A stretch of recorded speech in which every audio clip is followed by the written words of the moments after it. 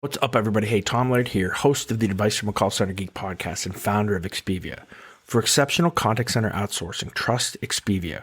We're fully AI-driven, as all of you know, and can handle voice, email, chat, and all of your digital channels.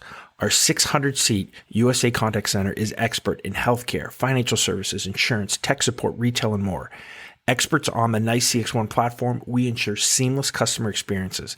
DM me or visit expiviausa.com for more. This is Advice from a Call Center Geek, a weekly podcast with a focus on all things call center. We'll cover it all from call center operations, hiring, culture, technology, and education. We're here to give you actionable items to improve the quality of yours and your customers' experience. This is an evolving industry with creative minds and ambitious people like this guy. Not only is his passion call center operations, but he's our host. He's the CEO of Expivia Interaction Marketing Group and the Call Center Geek himself, Tom Laird.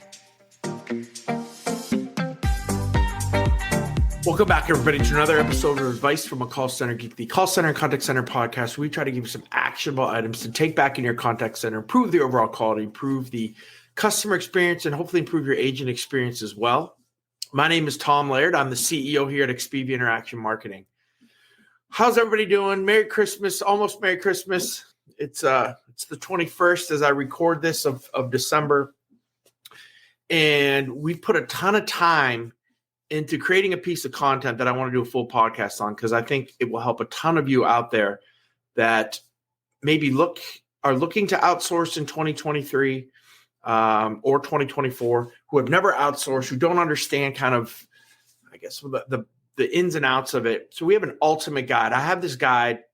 It's totally free.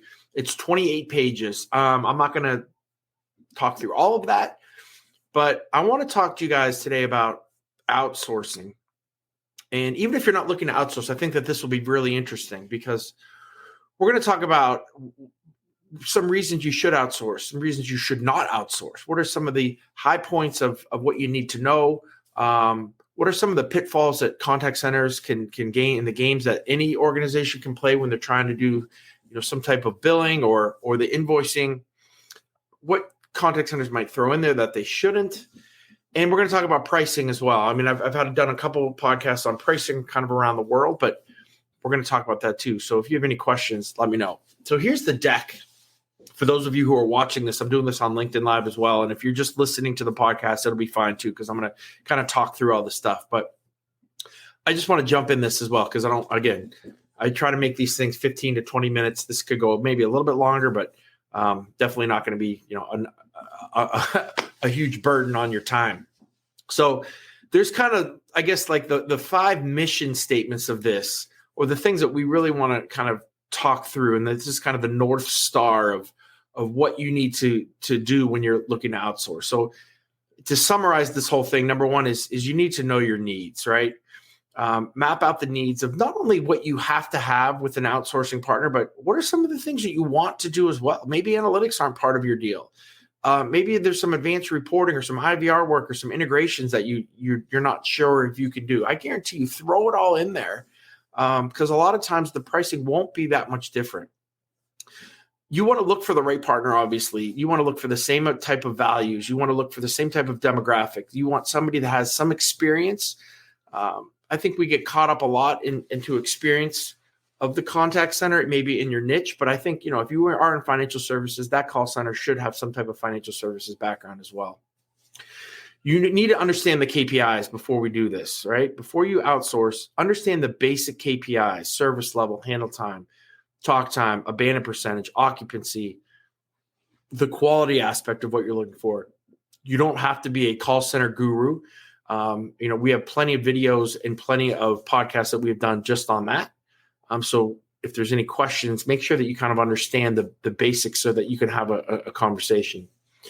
I always say prioritize transparency, right? You should be able to blind monitor. You shouldn't have to put a ticket in if you have an issue, no matter how big or small you are. If you have to put a ticket in for a reporting issue or for a question or for something to be routing, then you're probably with too big of a contact center for you. And you need to maybe go back down to somebody like me, who's a kind of a niche BPO. So that's important. But again, make sure that they're fully transparent. You're getting reports daily. You have dashboards that you can look at. You can blind monitor. You can get a hold of anybody. The other thing is make sure that you are willing to collaborate, right? Again, if you had an internal call center, you'd be talking to those people every day. The cool thing is you don't have to talk every day, but make sure that call center wants to have weekly calls. They want to do calibration calls as well on your monitoring, making sure that everything that, when they score a call with an 87, that you can trust that 87 is. Onboarding is really important too. I mean, there should be multiple calls. I mean, we still have clients that we onboarded in August that we're doing daily calls with for half hour, 45 minutes to make sure that everything is going well. And there's a lot of call centers out there that will do that. Will do that as well. So that's kind of the 5 things I want to talk about. There's some reasons that you should. Let's talk about these quickly.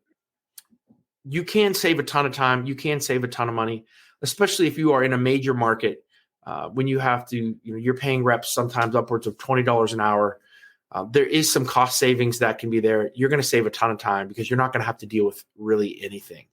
So you can cut down a bunch of staff. I mean, I hate saying that, but we have very large programs that have maybe only 1 or 2 people on the other end that are kind of working from that end. So where they used to have a team of 50, right? So they've outsourced all the agents, all that hardcore stuff to us. And now they're just stuck with, 1 or 2 people that are kind of organizing it on their end. The more rural that you go, right? I think Erie, Pennsylvania, where we are, is kind of in the middle. We're not kind of out in the sticks, right? But, we're not a major metropolitan area either. So think that through. If you go into a New York City and LA, if you're outsourcing to those markets, it's going to be more expensive. I think that's pretty obvious.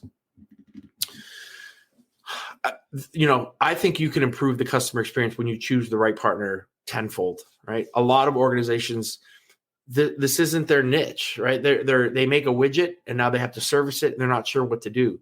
We meaning the industry, I'm not talking about Expivia, but BPOs that are really good have all the tools that you need so you don't have to buy them, right? They have workforce management. They have advanced routing, IVR capability, self-service model, AI technology, looking at workforce improvements when it comes to after call work and wrap time, all these, workforce management, speech analytics, you name it, you can really improve the customer experience. And not just talking for me, but so many of my friends out there that are running call centers, have so many stories where, they've taken an organization that was really struggling and all of a sudden, their service model totally flipped. There is lower training and I believe lower turnover than you'll find in your internal call centers. And I know that's probably what you have not been told. I would ask the question, like for a lot of call centers, we don't use temp agents. If they're going out to temporary organizations to bring in some agents, there could be issues. But remember, one of the cool things about outsourcing is we pay, meaning the BPO pays for attrition training. So if you have a 4 to 6 week training, that can be a real issue, when it comes to if the call center is not choosing the proper agents, that they have to now pay for all of this churn. So we try to make sure that we are not churning at all or as small as possibly can to have the best agents and train them the best possible way because we're on the hook for anything that kind of comes from an attrition standpoint. Check the social, their social media ratings. I think it's important. Check Google, check Glassdoor, check Facebook. For us, we're 4, 5, 4, 6, and all of those. That's from our agents. That's from our clients, right? And I think that's important too. From all the really good BPOs will have that as well. Again, you can focus on your core areas. That's kind of how everybody sells it. So I don't spend a lot of time on this, right? Focusing on what's important to your business, and you kind of outsource the important customer service functions to a professional who's doing it all the time. The 5th one is scaling, right? It's very difficult for internal companies to scale up, scale down very quickly, especially when it's not their deal, right? We're doing retail right now with a couple clients that are at their peak. And then in the middle of the summer, they may drop them to 6 agents, right? So you can go from 60 to 6 over a couple month period. And we're built for that, to scale up and down very quickly. And I think it's one of the big reasons that BPOs, have a huge, there's a big need for them. Again, we're adjusting to seasonality, right? So Christmas time, if you are a landscaping company, right, a giant landscaping company, your springs are probably much bigger than in your falls, and maybe your winter's not. So I think that's the other kind of the flip side of it. 24/7 support, right? Most BPOs are 24/7, so you have flexibility with your hours. You don't have to be 9 to 5, right? You can be, whatever. You can be 24/7. You can be 12 to 12. You can be any of those things to capture West Coast, East Coast, whatever you need. Most of us are very, very, very flexible when it comes to that. When you buy software, you're always worried about upgrades, right? You don't have to worry about any upgrades. The BPO takes care of all that. We pay for all that. So from a technology standpoint, if there's something you want, you ask, and 9 times out of 10, I guarantee that you're going to be able to get that technology. So you're not just stuck with what you purchased, right? The BPO has this wide range suite of tools that we can bring to you. Now getting into the AI stuff, right? We're so deep into the AI that it's going to be very difficult for your contact center to scale and to move to these type of technological upgrades that we can. Better data analytics, right? Unless your internal call center is really deep into speech analytics and looking at data and sentiment scores and all of that, the BPO can help you with that and give you insights that you never thought that you could have. Let's talk about some of the best and worst contact center qualities and skills, right? So, an effective call center has high quality, right? So when you're going to be able to blind monitor, you're going to feel comfortable with with the calls that you're listening to. When they send you recorded calls, you're going to feel comfortable. When you're doing a calibration, you're going to be comfortable. They should be sending you scores or recap every single day of the project in your program. We should be experienced. And again, if you have a niche project, I think you need to be maybe a little bit flexible. But if your company, most BPOs, that's the cool thing. We've seen it all: retail, financial services, tech support. You name it.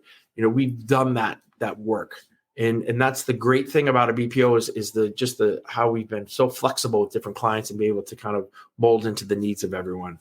And then you have to have a very scalable client or call center that you're working with. You need a real partnership. This cannot be just a software vendor that you're working with. Again, they're dealing with your customers. You have to treat them as a partner. There has to be some give and take. You have to be able to have those difficult conversations if things don't go right. But you can't just kind of be that hardcore. It doesn't work when there's not just a nice, great partnership between two. And that's where we found our longest clients going on 8, 9, 10 years. As long as we've been in business, we still have those clients because we have been able to get through the good times or get through the bad times and have a lot of fun during the good times, but be able to help one another.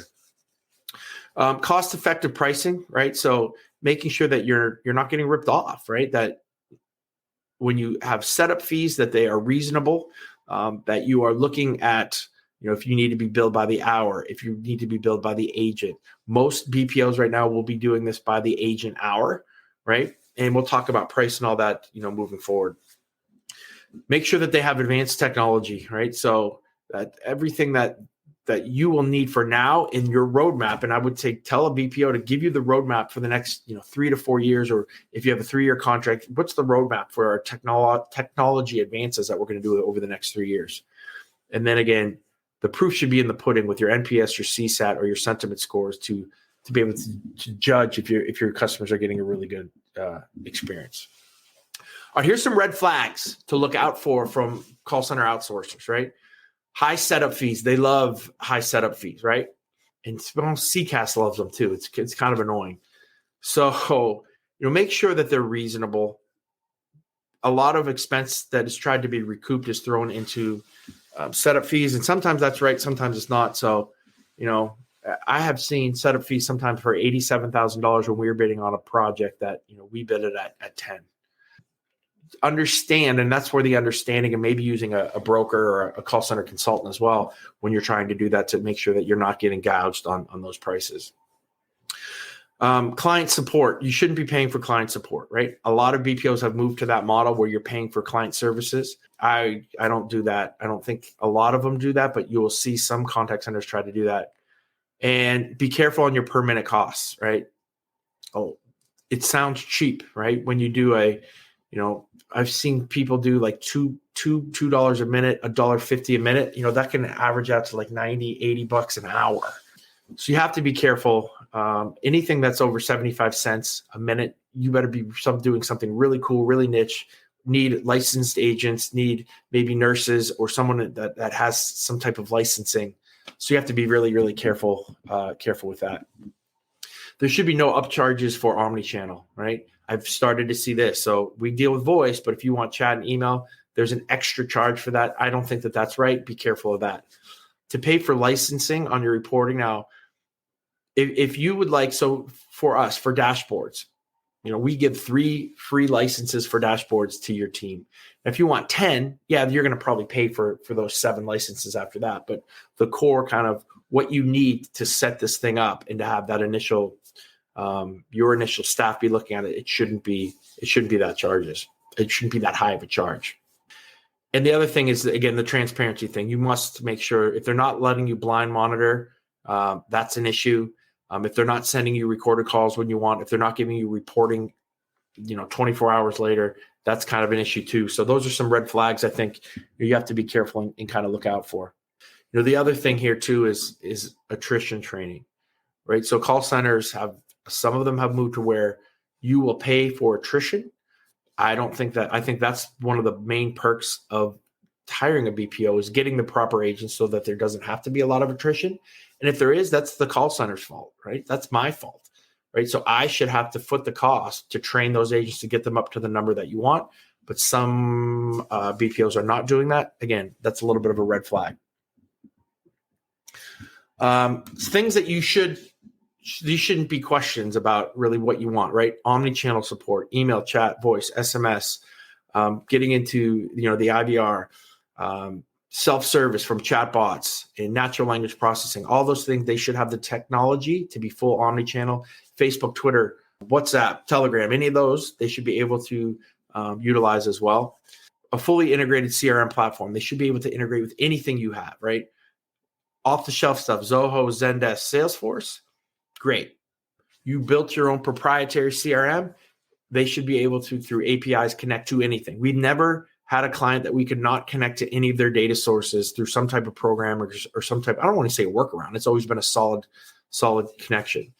They should have advanced speech analytics. It's now 2023, almost 2023. I think analytics is now, it went from a something that's cool to almost a must-have. And again, I have here, look at the agent pool, make sure that the agents are the type of agents that you're looking for from a demographic standpoint. Advanced routing, right? Talk that through, right? How are they skilling their agents? Is it skills-based routing? It better be skills-based routing. Are there any unique things they can do from a workforce intelligence standpoint to bring agents in and out of skills to make sure that you're almost quote unquote guaranteeing service levels?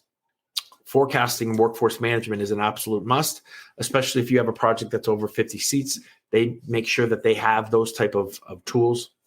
Obviously, expert call center personnel. Make sure that you're not just hiring somebody who's brought a bunch of people in here over the last 3 months and they're just starting.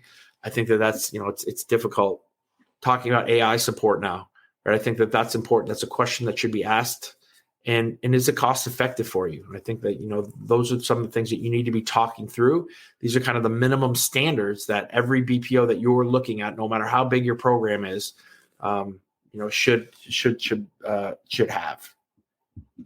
All right. So how much should this cost? And I'm just going to do this quickly because, again, I have full podcast episodes on this, but USA-based customer support, we are looking anywhere now. I know that on here I have $23 to $28 an hour. Looks like I grabbed the wrong deck. That's gone up significantly. And I would say your starting point is around that $27, $28 an hour range. And you're in that $27, $28 to $33 an hour range for regular customer support. Anything that if you need licensed agents, if you need some specialized agent, it can be in that high 30s, 40s. So that's kind of where you will be for USA support. Now, remember, you're not just hiring a call center now for just I say a butt in a seat and people yell, I'm sorry. So for an agent in a seat, right? You are getting everything included, right? Workforce management, full omnichannel, all of your telephony. There's no billing for minutes. The full agent costs, supervisor costs. We don't bill for supervisors. Most do not bill for supervisors unless there's a lower number, right? If you only have 10 agents, maybe we'll bill for a supervisor. Other than that, we kind of amortize it over the cost of the agents. Any of the other tools, right, that you're looking at, they are your partner, not just for your call center, but your total customer experience should be housed, and they should have the capability to handle all that. If you're looking nearshore, we've seen prices now about $14 to $19 an hour. Some may be creeping up into the 20s. Nearshore, thinking of like the Caribbean, Belize, Mexico, those kind of places. And then offshore varies wildly. You can look at the Philippines and India, where you could be at $4 or $5 an hour, up to that $10, $11 an hour range. We can look at Western Europe, which is to be honest, very expensive because of just their labor costs and how they have more of a social society of paying their agents. The Middle East, you can get some really good deals. South Africa has turned into a really good market as well. So again, there's a lot of different variables. It depends on what your customers are looking for. What will they tolerate from a voice standpoint? And what are you willing to pay from a technology standpoint as well? I think, all kind of play into those. So some of the things that you need to look for to make sure you have the right partner is size, right? Don't put your 10-seater into a 1,500-seat call center. Nobody's going to care about your project, right? Understand when you need to go to a boutique and when you need to go to a Convergence, a Sitel, one of those monsters of teleperformance. I think that's a huge. Everybody just hears those names and think that their 100-seater should go there. You put your 100-seater into a 1,500-seat center, again, they're not going to care. Of a 100-seater for a 600-700-seat call center like me, you are now a strategic client. You're going to get everything, cream of the crop, and I think you'll have a way better experience. So size is really important. Track record of management, right? Make sure that they understand what you're doing. What is their client support method? Is it 24/7? Do you have access if it's Sunday at 5 o'clock? Who are you going to talk to if you have a problem for Monday morning? Make sure that you have all those kind of details wrapped up. Associate match, I think, is important. Again, if you're talking about a geriatric program, right, for maybe some older customer base, maybe you would like some of those, like to have that same voice or that same kind of empathy, right? Than having a 19-year-old kid take those calls. Maybe it doesn't matter, but it's something to think about if it does matter with your culture. Again, we talked about proper technology. That you should make sure that you're scouting out everything that they do have with that. Talking, what do you want to be, onshore, offshore, hybrid, right? A lot of people will take their voice and take that into the States, but then they'll take their chat volume, their email volume, anything that's back office, move that offshore for pretty significant cost savings than if you did that in the States. I think that makes a lot of sense. The company culture needs to match. You need to go fly out. You need to meet the people. You need to go have dinner. Make sure that there is a culture fit, between, because you want that partnership. You want to make sure that you feel comfortable with them because they're going to be with you for a long time. Training, understand how they do training. Is training remote? Do they want you on site? Do they, have trainers that will be specific to your program? How do they do ongoing training? Those are questions to ask. Again, scalability and flexibility are really, really important. Do you need 24/7? Do you need, does your agent pool go up 400% during 3 months out of the year and then back down? And, something we don't talk about enough is security. So even if you're not dealing with credit cards, you should be PCI compliant, right? There should be HIPAA compliance, right? I think it just shows the culture of all these organizations. I would ask for all of that. Make sure that, they're comfortable with giving that. And I think that will tell you a lot about, how they feel. How do they do their work from home? Are they giving computers? Is it bring your own device? How are they locking them down? Do you need VPNs? Do you need VDIs? How is that working from a security access and access to your data? Is it in the cloud? And kind of, you have to make sure that you have that all figured out and that you feel comfortable with that as well. And then a couple last things here. Again, don't treat your BPO like a vendor. Treat us like, we're another employee of your organization, a very valuable employee of your organization. Have really good conversations. Don't just ghost us. Be willing to have weekly calls. I think that's really important.